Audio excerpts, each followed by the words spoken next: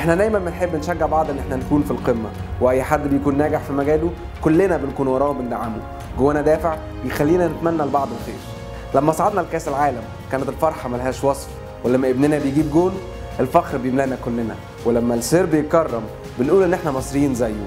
ونوبل بقت بتاعتنا من بعدك يا دكتور، حتى الاوسكار اعتبرنا نفسنا اخدناها.